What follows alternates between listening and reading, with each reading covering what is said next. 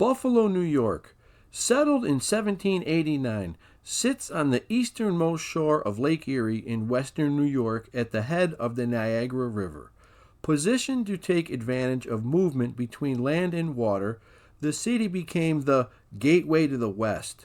Between the opening of the Erie Canal in 1825, the invention of the grain elevator in 1842, and electricity from Niagara Falls in 1896, Buffalo became an industrial powerhouse.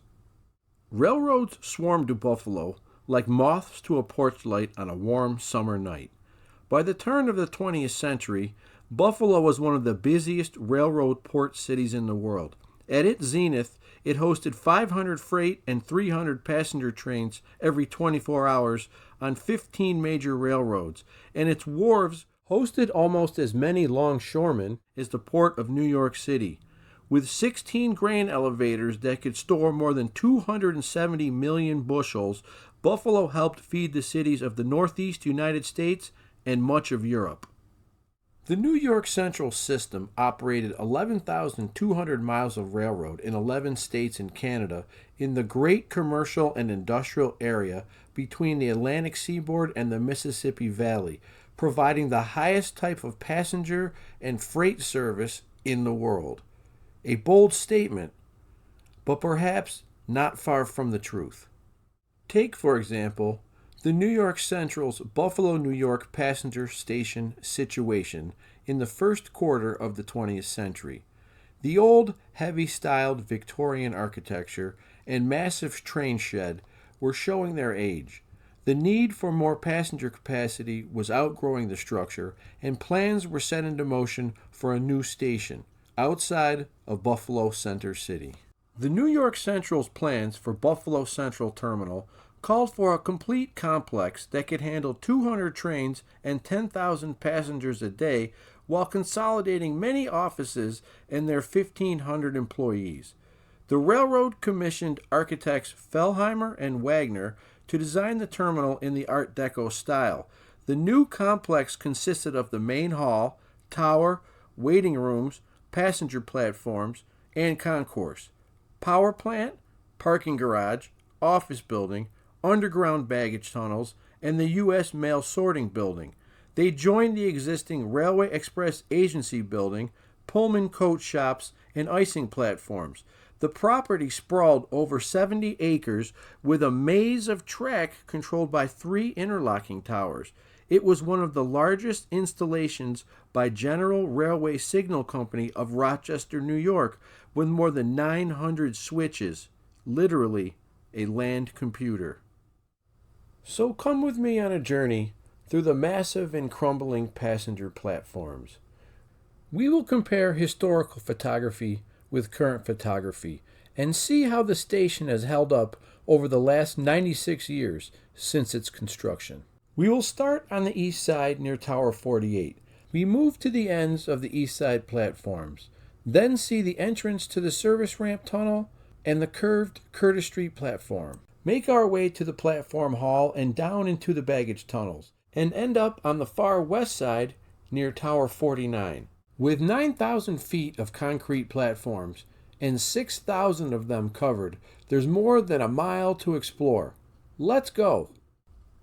Looking west between the current CSX double-track main line to my left and a runaround track to my right, we come across the area where Tower 48 once stood. Witness New York Central E8, 4038, and stablemate pull at least 13 cars eastbound out of what looks to be track 23 past Tower 48.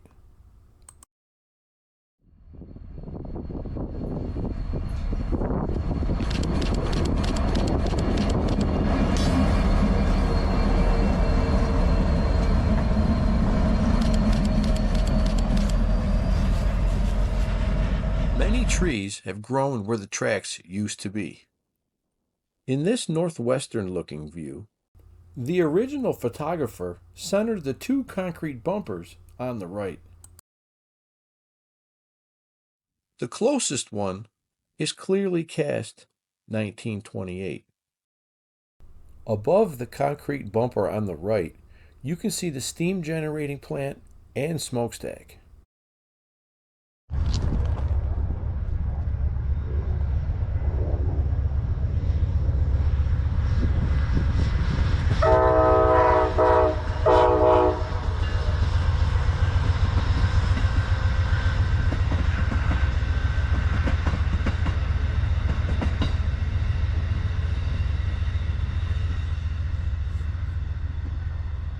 It's calm and quiet on this sublime May 11th, 2025 day, but it wasn't always this way. This was no man's land. Multitudes of automatic switches and heavy passenger train traffic made this a dangerous place to stand. Stand safely on the very end of a platform and witness the big show as an eastbound 464 Hudson digs in hard and blackens the sky with a towering plume as barking exhaust reverberates off the brick walls of BCT. In the lower right, a concrete bumper at the end of a switcher's stub track anchors this photo at track 23. Rolled up excavator tracks and various hydraulics litter the ground in this area. A lone Hudson prepares to depart eastbound from BCT as platform workers go about their daily duties. Above the two workers on the right is a Pennsylvania car, possibly at the Curtis Street platform.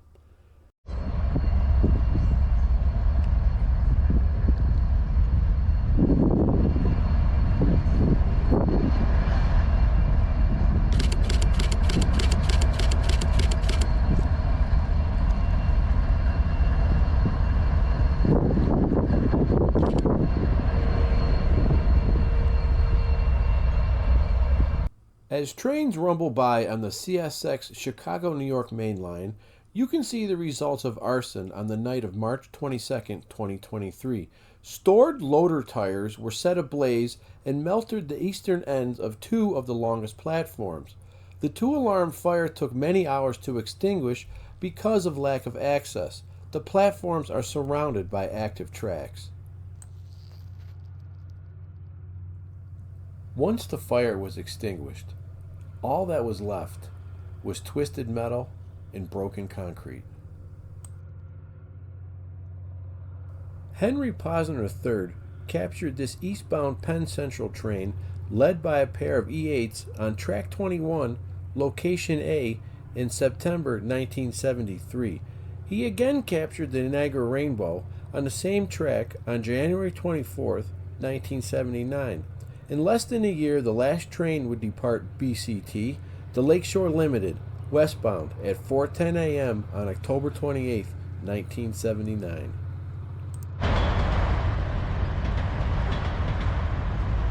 As we move a bit north, the final three platforms are shorter. They give access to tracks 13, 14, 15, 16, 17, and 18. Track 16 is where the first train departed at 2 p.m. on the opening day of Buffalo Central Terminal on June 22, 1929. You can see the fervor as the photographers jockey for the shot and the general public cramming the platform. What a day. This is the service ramp building that leads down to the baggage tunnels. When you checked your bag at the ticket counter in the main building, it would go down to the baggage area and be transported to the correct train and platform via the underground ramps, using electric baggage tractors towing carts. This building, with the ramp enclosed, allowed the equipment to exit the tunnels for servicing and repairs. In this historic photo looking due south, the service ramp from the previous image is at the left. You can see the other ramp to the right that leads back up to Central Terminal, and the space before us has 7 ramps leading to the right up to all 7 platforms. A very interesting construction for sure. Buffalo Central Terminal, January 1, 2023, Beltline. CP Rail.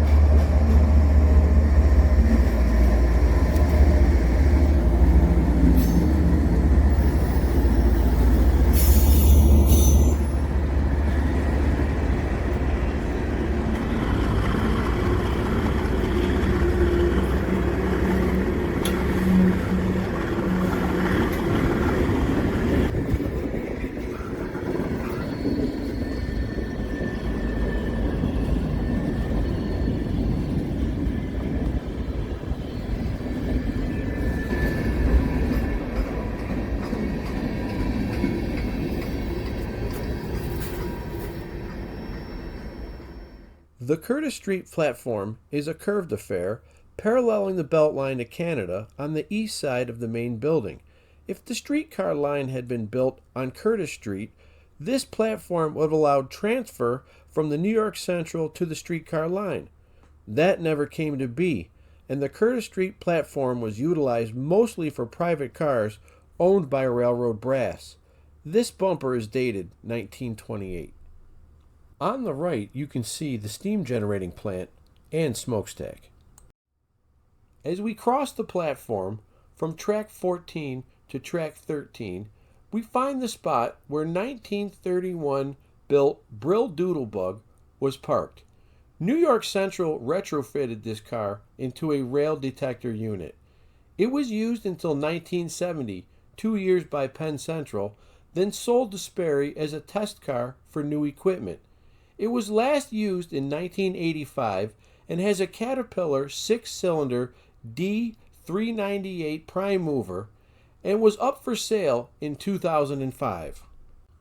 A pair of Canadian Pacific Rail Diesel cars, or RDC, await to depart BCT and return to Canada. New York Central and Canadian Pacific both had stock in the Toronto, Hamilton, and Buffalo, with New York Central owning the lion's share. Conrail was formed in 1976, and CP bought the majority of the stock, now owning 90% of the TH&B. Henry Posner III captured the snowy scene looking west at Track 23 on January 24, 1979.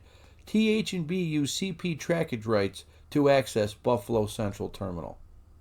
As we move across the platform from Track 22 to Track 21, we see a scene almost as old as railroading itself. Platform workers wait for their next job as an eastbound Amtrak train led by 2 Penn Central painted E8s prepares to depart eastbound from Buffalo Central Terminal. In this Henry Posner III image, captured in September 1973. As we wave to our friends departing on Mr. Posner's train in the last image, we turn around for the walk up to the platform hall.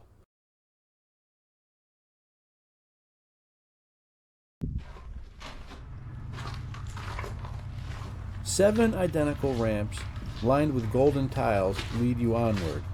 Under each ramp is also a ramp to the baggage tunnel.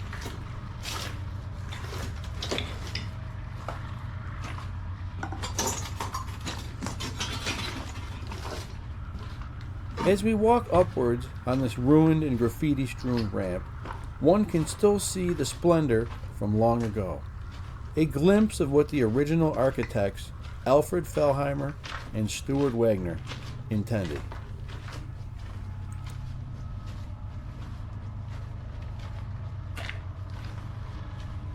Like countless travelers before, let's pause for a moment and gaze upon the Art Deco glory of the main tower.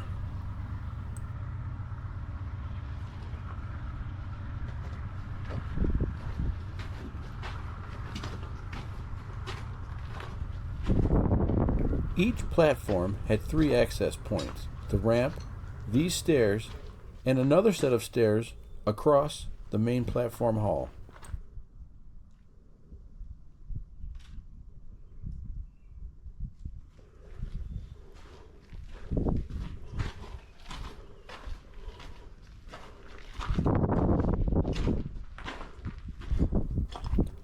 Every time I walk into this space, it amazes me. The lighting, the vaulted ceilings, the symmetry, the acoustics, the tile everywhere, the beautiful patterns on the floor. It really is a special place. So much thought put into it. The Great Platform Hall, over 350 feet long. Just spectacular.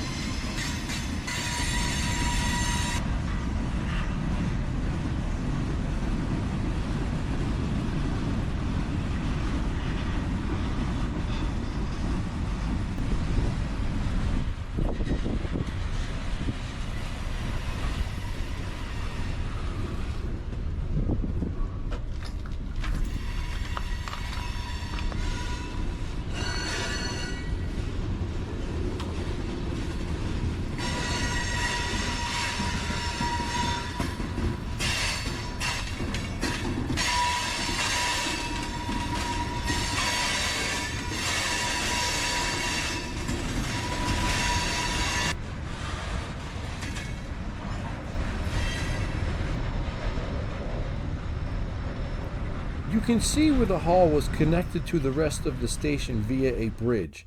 In the mid-1980s, Conrail removed the bridge to make vertical clearance for double stacks.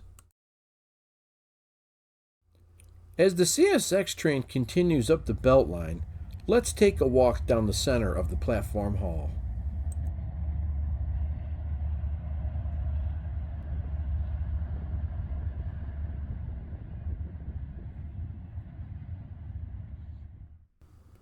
This was the bridge from the main hall to the platform hall over the Beltline to Canada.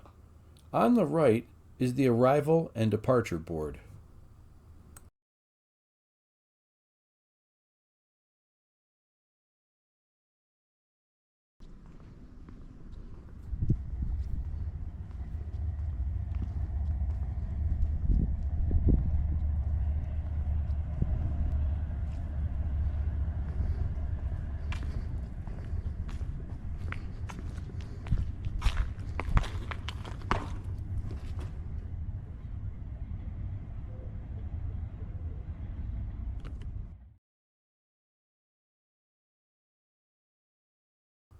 Take a look back to the 1970s during the Amtrak era.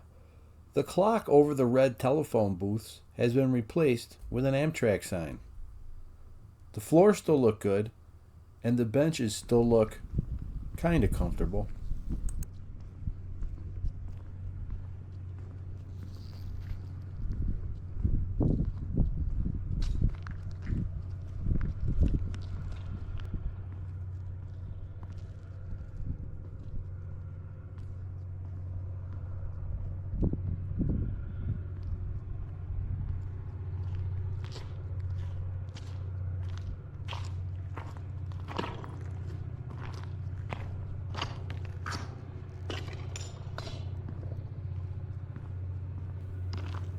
This is where the telephone booth once stood.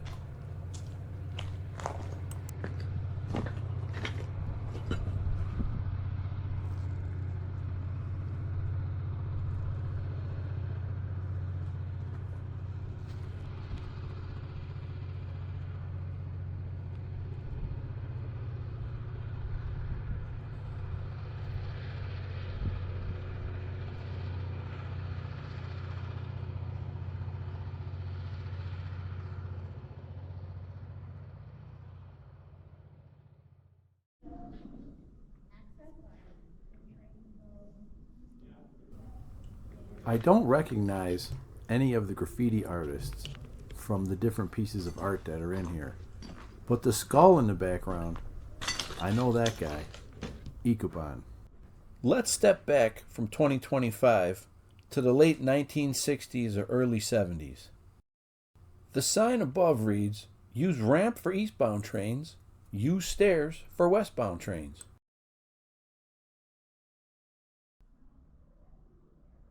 Let's continue our stroll through Buffalo Central Terminal as we go down the ramp for tracks 26 and 25.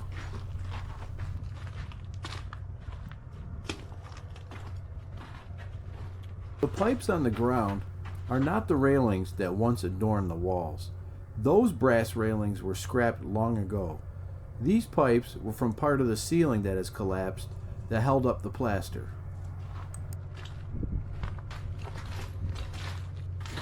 Every time I walk through these halls, I have to ask myself, how many hundreds of thousands of golden tiles did it take to complete this station? It's absolutely amazing.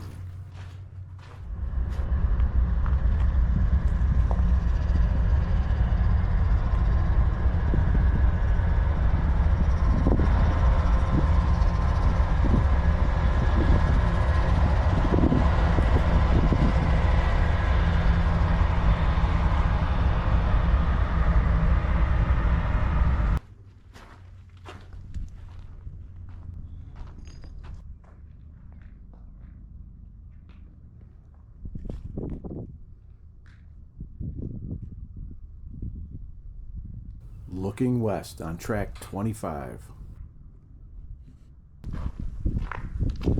We are going to take a few minute recess from the historical photography and take in the sights and sounds of Buffalo Central Terminal in the spring of 2025. Let's walk together, back to the platform hall, down the stairs, and even into the baggage tunnel. Let's go.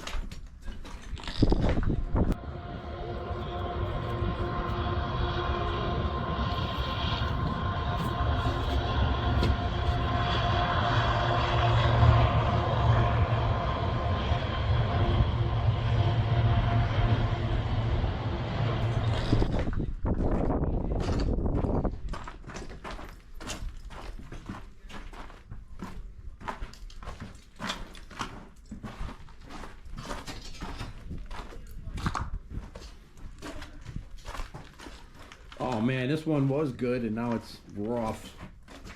Oh, it's like a slide of doom here. Is this that big piece of plywood that says Amtrak on it? No, I took that, remember? No, I know, but is there another one? No, I think that was a board that was on the wall that was, covering the door.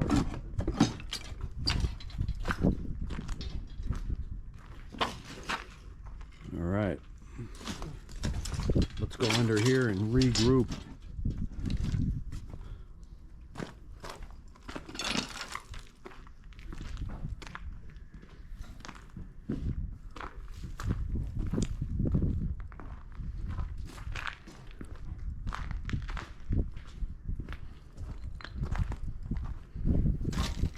Could you imagine coming down these stairs and seeing the 20th Century Limited pulling in, the glory of New York Central's premier train, and watching the azure drumhead on the rear disappearing into the night? Wow.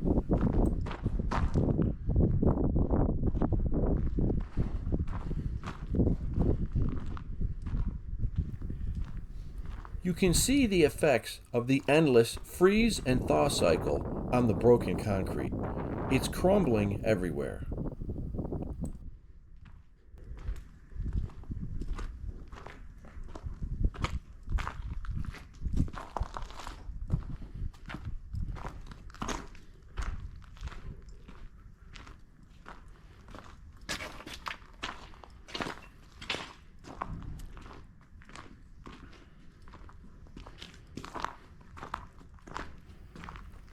Now let's take a road less traveled and go down one of the 7 ramps to the baggage car tunnels.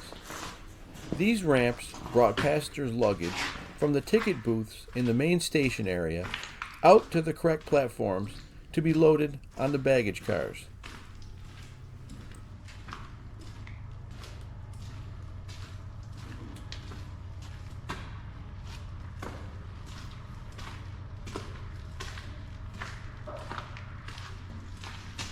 The ramps are long and only have enough width for the electrical tractors and the baggage carts. They widen as they near the bottom. Yep, look at that. Looks like part of, I don't know, maybe the drainage finally came through here or something. Look at that, it's like a mine collapse. That's the hole at the end. Oh yeah. That's the one. Definitely. I can hear you talking back with this echo. Echo, echo. Oh, there's a lot of water in here now. Whoa, yeah. Yep. Well, here we are down the baggage tunnel. 7 of these that come down here to this sideways ramp. Then one side goes outside and the other side goes up to the terminal. So if you rode the trains back in the day, you'd check your baggage into the terminal, and then it would come down here and come back up on the platforms, and they would put it in the baggage cars for you. But there's a lot of water down here now, and it's... Want to go to the last one and see great. if we can see that tunnel? We did before, but I couldn't, you know, we couldn't really see it. I mean, that's why we needed to get the waders to get out there, but Yeah. not when it's this high already. Yeah, I think we used to be able to, We used to walk right to the edge of the... well, before the last time, Yeah, right to the... You could see, you know, around the corner a little bit, so pan to the right a little.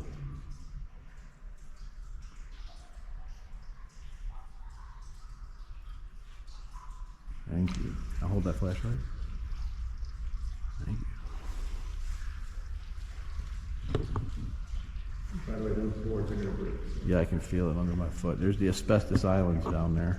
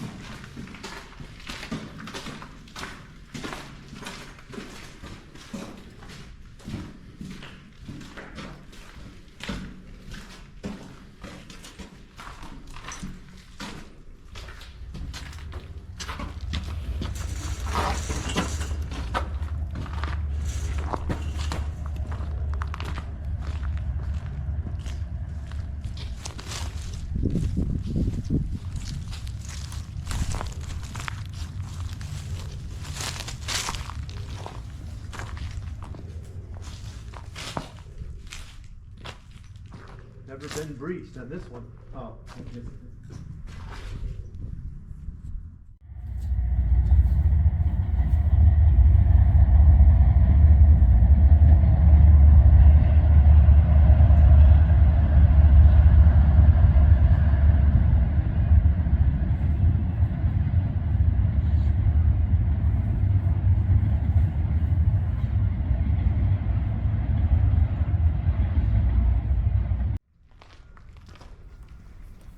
The track's long gone, the train's only a memory, yet the platforms are still ready to go to work. A little sweeping, and we're good to go.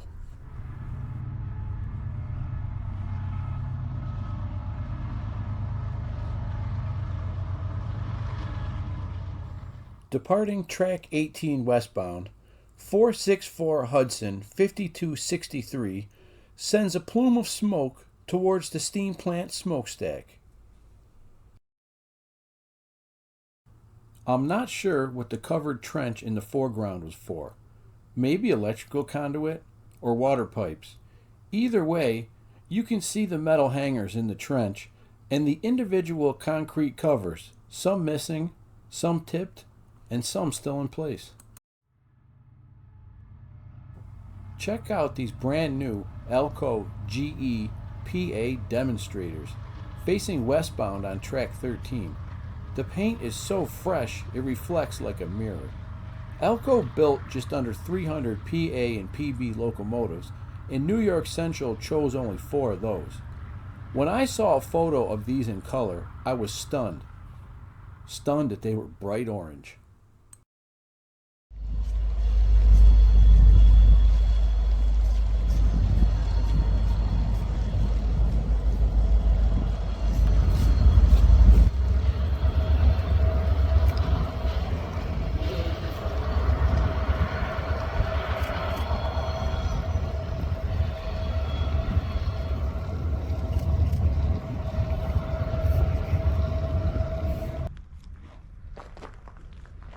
No New York Central discussion is complete until one of the famous Henry Dreyfuss designed J3A Super Hudsons is mentioned.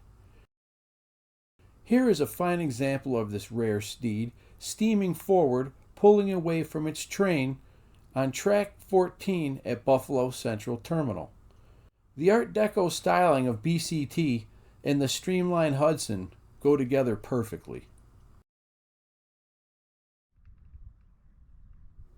The tower and west side platforms are calm and peaceful on this beautiful May 11th Mother's Day 2025.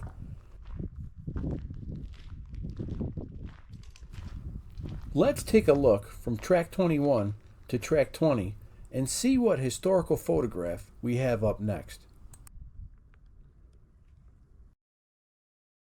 Check out this J. David Ingalls 35mm slide of Elco S1 9300 at BCT in May 1967, almost 58 years to the day.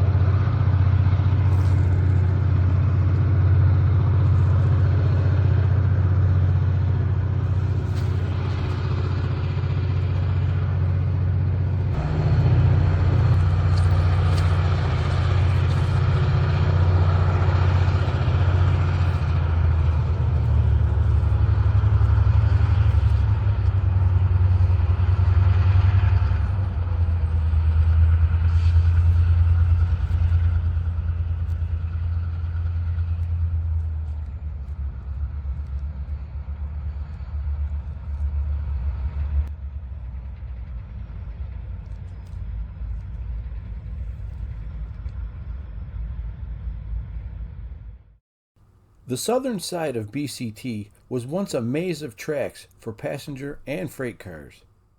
In this northward-looking view, I can count no less than 15 different railroad names on the freight cars. Names like Canadian National, Northern Pacific, Baltimore and Ohio, Southern Pacific, Wheeling and Lake Erie, Chesapeake and Ohio, Erie, Santa Fe, Pennsylvania, Chicago, Burlington and Quincy, Illinois Terminal Company, New York Central, and of course, Pullman. Buffalo Central Terminal took 2 years to build from 1927 to 1929. It was completed just 4 short months before the famous stock market crash of 1929 that plunged the United States into the decade-long Great Depression. Check out this scene looking northeast of the massive constructions of BCT. The steam plant is in place and the structural steel is rising for the skyscraper rapidly. At the center of the scene, notice the 100-foot tall tower for the concrete plant and the long pipe extending out to deliver it.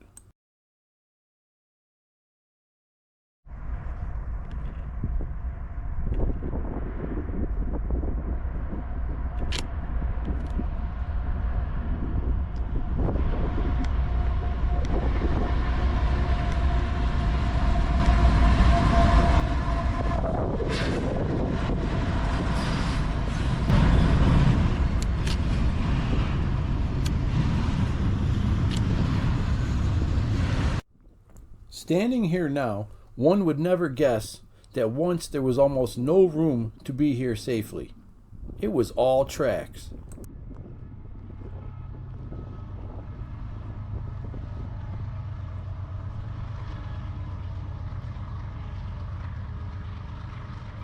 Streamlined Hudson 5429 leads the Empire State Express westbound out of Buffalo Central Terminal. This famous Hudson racked up thousands of miles leading New York Central's premier trains. Between the pilot of the Hudson and Tower 49, you can see the end of the platform for the massive 1,200-foot-long Railway Express Agency building.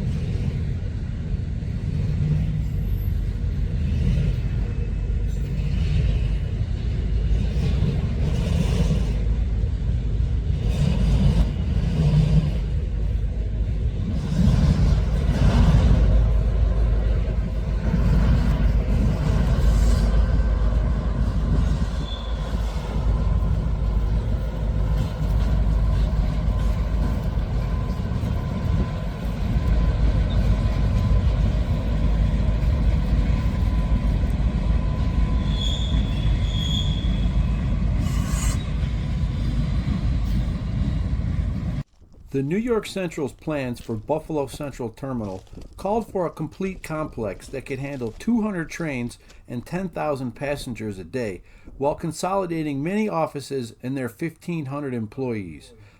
The railroad commissioned architects Fellheimer and Wagner of New York City to design the terminal in the Art Deco style. The property sprawled over 70 acres, with a maze of track controlled by 3 interlocking towers. It was one of the largest installations by General Railway Signal Company of Rochester, New York, with more than 900 switches, literally a land computer.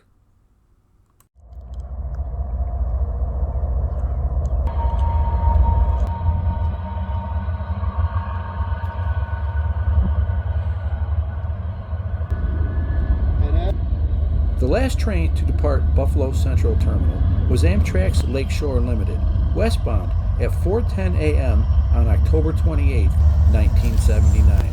Just a short 50 years since BCT's grand opening on June 22, 1929. With the trains gone, the platforms begin their decay, slowly returning to nature. It's a unique place.